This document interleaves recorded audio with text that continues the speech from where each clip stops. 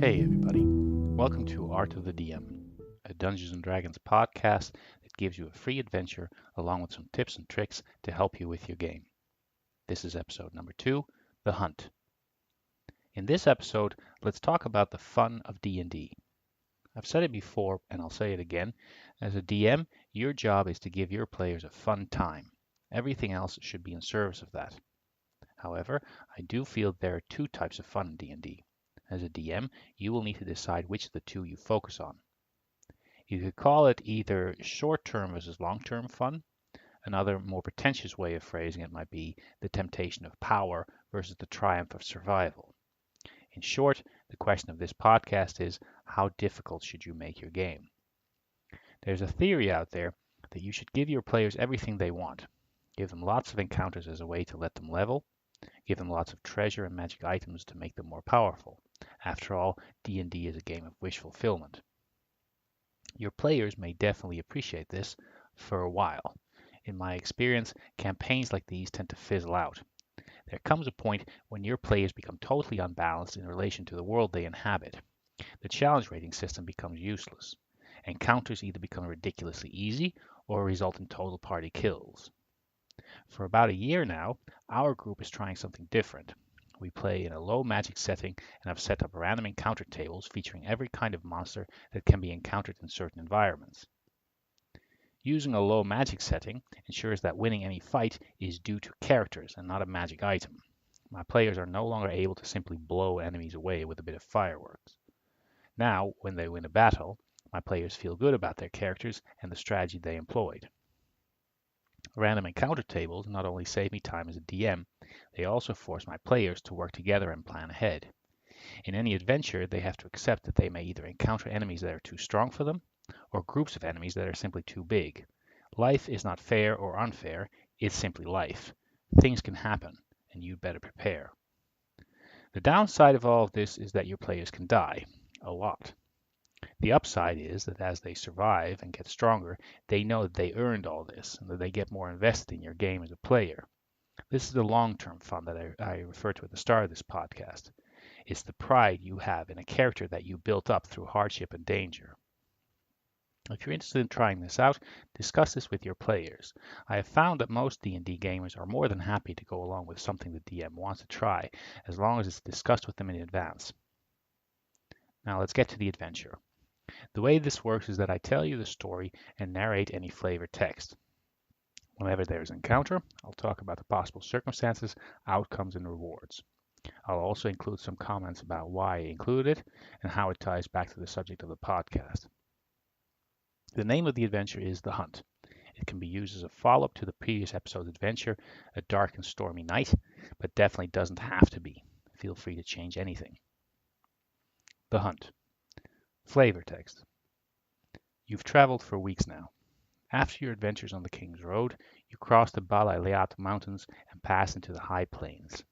There are no more roads here. In front of you and behind you, all you can see are low hills covered in waist-high, stringy grass that cuts you as you pass. The wind never stops blowing, whipping the grass and chilling you to the bone. High above you, a blanket of dark gray clouds smothers the world. Your mounts give you the first indication of trouble to come. The horses shake their heads and put their ears in their neck. Then you pick up a low rumble. Encounter 1, the Stampede. This encounter involves a herd of bison-like animals charging across the plains with the adventuring party in their path. They are not attacking the adventuring party per se, it's just that your party is in the path of the stampede. Circumstances. If the encounter turns to combat, you could introduce something like moving tiles and balance checks as the party needs to jump from animal to animal. If the party tries to outrun or maybe even follow the herd, there might be burrows in the ground that could cause mounts to trip, or even areas of rubble or puddles. In short, areas of difficult movement. Finally, the high plains are always windy. Should the party employ raised weapons, you could give disadvantage or negative modifiers. Options. Out of the top of my head, I can come up with the following 3 possible courses of action. Flee. If the party decides to simply get out of the way, the challenge of this encounter could be just that, trying not to get trampled, outrunning the herd, and perhaps even jumping on one of the animals. Fight. With a herd of about 100 animals, total slaughter should not really be in the cards. You could, however, allow the party to get the stampede to change course if they kill enough of the animals. Guide. Your party might decide they want to stop the animal stampede completely, or guide it into a different direction. The challenge here might be identifying and subduing the leader of the herd. Outcome. I have purposely not specified what creatures the herd is made up of. As a DM, you could make these as normal or as outlandish as you like. From a herd animal like bison, you could upgrade to a dire animal. From there, you could advance to dinosaurs or even some kind of demonic creature. Whatever you choose, I recommend a creature that has some kind of gore or trample attack. Should the party fight, the encounter is not about prolonged combat, but dodging horns. Since this encounter is an introduction to the rest of the adventure, I advise not to make this a deadly fight. If the party engages unwisely or is very unlucky, I suggest penalizing them. You could either take hit points away, have them lose their mounts or equipment. Bottom line is that they should be weakened, heightening the tension of what happens next. This herd was stampeding for a reason. They were being hunted by one of the Magteri, the wolfmen tribes of the High Plains. These are barbarians that hunt together with packs of wolves. Higher level members of the tribes ride dire wolves into combat. Their leaders are werewolves themselves. Flavor text. Taking refuge on a hill, you watch the rest of the herd run by while you bandage both your own wounds and those of your mounts. The rumble of the animals' hooves seems to make the entire world tremble. Suddenly you freeze. On a different hill, this one behind the herd, you see movement. 3 figures are observing you while you observe them. They seem to be humans dressed in hides. From this distance, you cannot see whether they are men or women. After a few seconds of staring, they sink down into the waist-high grass and disappear. Encounter 2. Taking their measure. The encounter involves a lightning-quick strike by trained hunters. Their plan is to see how strong the party is by attempting to pick off one of the party members.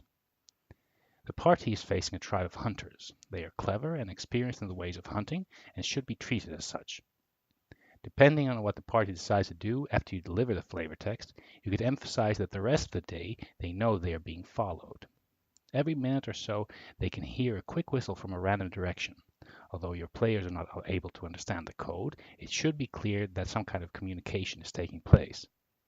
If the party tries to give chase, they will first have to find one of the hunters. And even if they do, the hunter flees on their direwolf mount rather than facing the party. Instead, the real encounter happens at night. If your party decides to camp, the hunters will do a quick strike on whoever stands guard. If your players try to keep traveling, they attack the last one in line. Flavor text. It's night and it's cold. The rustling of grass in the wind fills your ears as you keep watch. At the fire, you hear one of your party members move in their sleep. Then you hear something else, the creak of a bow being drawn. Circumstances. Range strikes. The hunters attack on the back of their dire wolves and shoot their bows. They come in quick, fire a few arrows at whoever is keeping watch, and then run off to see how the party reacts. If your party is of high level, you could make the encounter more difficult by making the arrows poisoned. There is darkness, with only a possible campfire by your party members to see by. This makes it hard both to anticipate where attacks are coming from and to give chase if the party manages to chase off their opponents. Waist-high grass provides penalties to moving silently, but bonuses to hide and cover against ranged attacks. Options. Obviously, there is no chance to parley. The hunters regard the party as prey. You don't start a conversation with the deer you're about to shoot. It is possible for the party to flee. The hunters may harry them with ranged attacks, but again will take as little risk as possible. Outcome. As mentioned before, the hunters attack the party to gauge their strength. They do not have a particular grudge against the party and will not fight to the death. I might therefore end the fight either once 10 rounds have passed, or if your players manage to get any of the hunters to less than 10 hit points. The hunters will then retreat to plan for a later attack. One of the challenges of this fight should be that the party is not fighting some mindless raging monster, but a group of truly cunning opponents that know when to cut their losses. Furthermore, this fight is taking place on the enemy's territory. Whatever the outcome of the fight, the hunters stay near the party and continue to observe them, making certain that the party knows this by constantly communicating in whistles. This is another tactic of the hunters, to force the party to remain awake. Next day, the party will be tired. Magic users will not be able to replenish their spells. Flavor text. The enemy disappears into the darkness, and silence descends on the high plains. But not for long. The whistles begin again.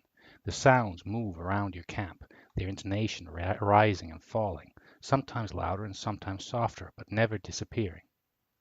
You know that your attackers are out there, and you know that they know that you know. Your opponents are hunters. What you have, your gear as well as the supplies you carry, could sustain their tribe for months. In the darkness, they have surrounded you. They can wait. They are patient. Encounter 3. The Fire Hunt. Flavor text. The next day is the same as the day before and the day before that. Windy and overcast. You ride without talking, keeping one eye on the horizon and the other on your surroundings. The lack of sleep is dulling your thoughts and making you sullen. Your nose twitches and stings. Your mouth is dry. You taste ashes. You sniff and sniff again. Suddenly you realize that you're not imagining things. You do, in fact, taste ashes. One of your party stiffens, sits up straight in their saddle, and with a yell points to your left. As you watch, several spots of fire join together into a single wall of flame. The wind whips the fire into a frenzy and drives it into your direction. The encounter. The hunters have engaged in a fire hunt. They have lit parts of the plains on fire to let the flames drive the party into a trap. Circumstances. Although the party might deduce that the hunters will show up soon, the first phase of the encounter is simply outrunning the fire. Just as with the stampede, you can use ride checks to determine how well your party does. However, the challenge should not be too high, as the real battle happens when the party runs into the pits. The pits are located in a depression between a series of hills that have no grass cover and are instead bare stones and rubble. They are around 5 foot deep and covered with camouflaged tarps to make them hard to see. Should the party run into them, their mounts will trip and throw them off. It's your decision as to how bad the mounts will get hurt. As soon as any of the party members hit the ground, the hunting party will be upon them, rising up from rocks on the hills to fire ranged attacks from cover. You may indicate that this is a strategy that they must have used before, perhaps by indicating that the pits show traces of prior use, or even that bones litter the ground. Should any of the party be sufficiently weakened, some of the hunters will come in for the kill. These may be exclusively humanoids, or perhaps hunters working together with their direwolf companions. Options. Fight or flight, the options are whatever the party make them. This, being a well-executed strategy of attack, should make for a tense situation. Again, however, this being a realistic way of approaching a battle should also mean that the hunters will not fight to the death. You may want to consider the threshold for the attackers to break off their assault and flee. However your party resolves the encounter, you should make clear that it is now up to them to decide how to proceed. At the very least, the last few days should have tired them out and have forced them to expend resources. Their next steps might have to be to find a safe place to heal up and restock. Post-game commentary. The focus of this podcast is the fun of surviving dangerous situations rather than hoarding treasure, and I hope that the encounters in the adventure illustrate that approach. None of them were traditional encounters where party members stare monsters down across a battle grid. Instead, the first encounter was about not getting trampled. The second was a short hit and run, and the third was about being led into a trap. The purpose is twofold. First of all, the course of action that your party members take in each of the encounters is completely up to them. Nothing is spelled out and nothing is blocked off. Second, there is the danger. For your players, it is very real. The tension is there, both in responding to sudden threats to finding a way out of potentially lethal situations. However, behind the screens, you as a DM still have a lot of leeway in how it all turns out. You decide when the hunters attack and when they decide to retreat. That means you can keep your party from dying without making that too obvious. Finally, just a word on treasure. Just because in my games I try to emphasize different kinds of achievements does not mean I don't hand treasure out. It is, of course, completely up to you what your players gain from this adventure. That wraps it up. Thank you very much for listening. I hope all of this will be useful to your game. Please leave any comments, questions, or requests in the comment section below. Have a great day and a great game, and I hope to see you again next podcast. Goodbye.